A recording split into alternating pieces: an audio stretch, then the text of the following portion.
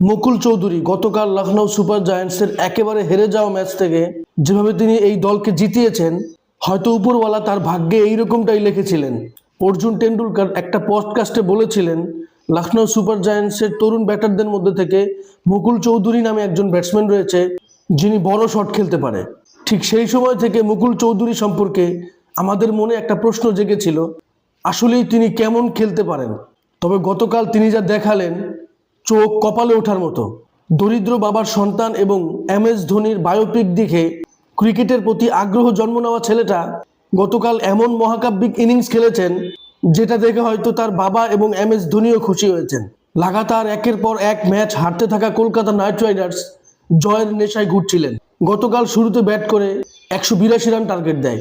জবাবে Lucknow super giants শুরুতে ভালো ব্যাট করলেও পরবর্তীতে তারা কলাপস করে ফেলে। আয়ুষ ভাদুনির 50-র উপর ভর করে 128 রান করতে গিয়ে 7 উইকেট হারিয়ে ফেলে। পরবর্তীতে যখন লখনৌ সুপার জায়ান্টসের মাত্র 22 বলে 54 রান প্রয়োজন এবং জয়ের কোনো সম্ভাবনাই ছিল না, অন্যদিকে কলকাতা নাইট রাইডার্স জয়ের সময় গুনছেন।